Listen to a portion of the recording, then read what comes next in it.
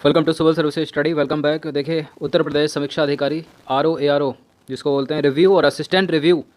तो question number 1 का answer करिए। इनमें से किसकी वर्तनी शुद्ध है? शुद्ध वर्तनी वाला शब्द बताइए कौन सा है इसमें। किसकी वर्तनी शुद्ध है इनमें से? हिरण्यकशिपु, विदुषी, क्लेश या इनमें से कोई नहीं? बताइए। देखिए, क्लेश कैसे लिखते हैं? क्लेश तो इस तरह से लिखा जाएगा ना, क्लेश तो गलत है ये। हिरण्यकशिपु कैसे लिखा जाएगा? हिरण्यक तक सही लिखा है। शिपु, शिपु इस तरह से लिखा जाएगा। शिपु, शिपु ये, बाकी गलती यहाँ है और यहाँ ये शाह नहीं आएगा, ये वाला शाह आएगा। और विदुषी पे मात्रा छोटी की लगेगी, तो कोई भी सही नहीं है। डी हो जाएगा इसका आंसर। शुद्ध वर्तनी वाला शब्द बताइए। कवित्री, कवित्री नहीं होता, कवयित्री होता है, ये भी गलत है। कवयित्री, कवयित्री इस तरह से लिखा जाएगा। उज्ज्वल यहाँ पर शुद्ध लिखा है। श्रृंगार भी गलत लिखा है। श्रृंगार कैसे लिखा जाता है? श्रृंगार ऐसे लिखा जाता है, श्रृंगार, ये गलत है, ये नहीं आएगा श्रृंगार। इनमें से किसकी वर्तनी अशुद्ध है? तो पहले देख लेते हैं शुद्ध किसकी है। तो परीक्षा शुद्ध लिखा है। नरक, नरक यही शुद्ध है। अगर ऐसे लिखा है नरक तो वो गलत है वो। आनुषंगिक, आनुषंगिक भी शुद्ध लिखा है। टिप्पणी, टिप्पणी गलत लिखा है। कैसे लिखा जाएगा टिप्पणी? टिप्पणी इस तरह से। याद आया कुछ? शुद्ध वर्तनी किसकी है? क्वेश्चन नंबर 5 में भगीरथी, भगीरथ नहीं होता, भागीरथी होता है, आका डंडा आएगा। आशीर्वाद, आशीर्वाद नहीं होता है, आशीर्वाद होता है, आका डंडा आएगा। धोबिनी नहीं होता है, धोबिन होता है। ये जो एक ही मात्रा ये गलत है। निश्चेष्ट ये करेक्ट है। निश्चेष्ट, निश्चेष्ट करेक्ट है। ऑप्शन नंबर ए इसका आंसर है। निम्न में शुद्ध वर्तनी वाला शब्द है। क्वेश्चन नंबर 6 पर आ जाइए।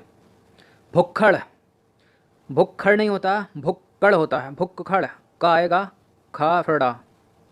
समुज्ज्वल में दो छोटे छोटे जा बनेंगे जैसे उज्ज्वल बनता है, तो गलत है। श्रीमती सही लिखा है, ये श्रीमती एकदम करेक्ट है यहाँ पर।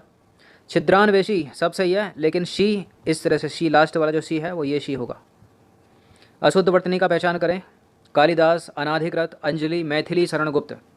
मैथिली शरणगुप्त सही लिखा है, मैथिली शरणगुप्त एकदम सही लिखा। अंजलि सही लिखा है, ये वाली मात्रा आएगी, ये वाली नहीं आएगी, ऐसी करेक्ट है। डी मतलब बी करेक्ट है ये। अनाधिकृत, अनाधिकृत गलत है। अनाधिकृत नहीं होता, अनधिकृत होता है। क्या होता है? अनधिकृत। कालिदास सही है, तो अनधिकृत होता है, याद रखिएगा। शुद्ध वर्तनी का चयन कीजिए।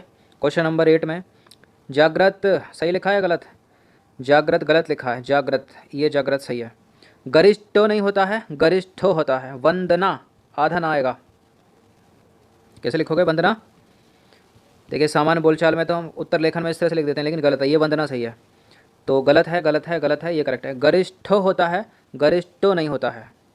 अशुद्ध वर्तनी की पहचान करिए। राहुल सही लिखा है क्या? राहुल, राहुल करेक्ट लिखा है एकदम। ज्योतिष, ज्योतिष, ज्योतिष, ज्योत्सना करेक्ट है। सांकृत्यायन, सांकृत्यायन करेक्ट है।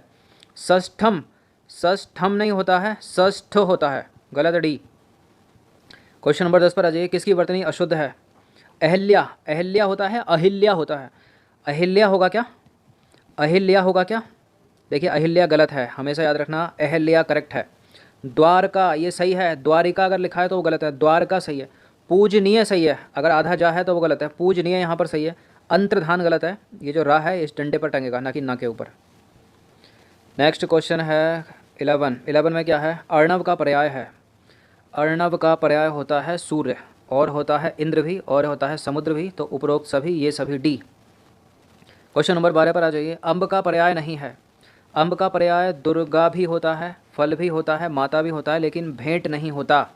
भेंट अम्ब का पर्याय नहीं होता। भेंट हो गया, गोद हो गया, रिश्वत हो गया, कलेवा हो गया, दोपहरी हो गई, ये अंकोर का पर्यायवाची है। किसका? अंकोर का पर्याय है। अच्छा, द्विज मोस्ट इंपॉर्टेंट है, बहुत पूछते हैं इसको। द्विज का अर्थ नहीं है। देखिए, द्विज का अर्थ दांत, पक्षी, प्रखर, ब्राह्मण।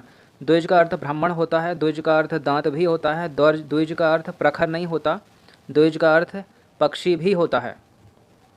तो देखिए, प्रखर हो गया, खर हो गया, तिनका हो गया, दुष्ट हो गया, ये गधे के पर्याय हैं। नंबर 14 पर आ जाइए। निम्न में नाग का पर्याय है। नाग का पर्याय हाथी होता है, नाग का पर्याय पर्वत भी होता है, नाग का पर्याय बादल भी होता है। उपरोक्त सभी मोस्ट इंपॉर्टेंट है, डी है इसका आंसर। तो देख लीजिए, नाग के अनेकार्थी शब्द कौन कौन से? हाथी है, सांप है, पर्वत है, बादल है, वायु का एक भेद भी है। क्वेश्चन नंबर 15 पर आ जाइए। द्विज के अनेकार्थी शब्दों में से निम्नलिखित में से कौन सा एक शब्द नहीं है? इसको तो करेक्ट कर ही ले जाओगे। तो द्विज का अर्थ जैसे आपको पता चल गया है, ब्राह्मण भी होता है, दांत भी होता है, पक्षी भी होता है, लेकिन विदेह नहीं होता है। क्वेश्चन नंबर 16 पर आ जाइए। 16वां प्रश्न है, निम्नलिखित में से कौन सा शब्द गो का अर्थ नहीं है। गो का अर्थ यहाँ पर गाय तो होगा ही होगा, नदी भी होता है, इंद्रिय इंद्रिय भी होता है, लेकिन गज नहीं होता है। गज किसका हो गया, हाथी का पर्याय। अच्छा, बलि, बलि का अनेकार्थी शब्द कौन सा नहीं है, पहले देख लेते हैं कौन सा है। बलि एक तरह से देखा जाए तो कर हो गया, बलिदान हो गया, उपहार हो गया, लेकिन कई लोग तो मंदिरों में उपहार की तरह चढ़ाते हैं ना, देवी देवताओं का उपहार है बलि, मंडल नहीं है बलि का। पत्र का अनेकार्थी है, पत्र का अनेकार्थी क्या हो जाएगा इसमें, पर्वत होगा, पत्ता होगा, जल होगा या वर्षा होगा। पर्वत का अनेकार्थी पत्ता हो जाएगा, डी। अमृत का अनेकार्थी नहीं है, बताइए, पहले जो है उसको देख लेते हैं। अमृत जल है, अमृत का अनेकार्थी, पारा है अमृत का अनेकार्थी, स्वर्ग भी है लेकिन दूल्हा नहीं है अमृत का अनेकार्थी, याद रखिएगा इनको। अच्छा, फल का अनेकार्थी बताइए, फल का अनेकार्थी नहीं है, बताइए। फल मतलब लाभ, फल मतलब परिणाम, फल मतलब मेवा मिला, अर्क नहीं है फल का। तो ये इंपॉर्टेंट 20 थे, और ये 20 के 20 किसी न किसी पेपर में पूछे गए पहले, चाहे वो राजस्व निरीक्षक हो यूपी का, चाहे वो यूपी का टेट हो, बीडीओ हो, लेखपाल हो, कहीं ना कहीं पूछे गए, बार बार पूछे गए। तो अच्छे से इसका रिवीजन कर लीजिएगा, कम से कम एक बार तो कर लीजिएगा। धन्यवाद।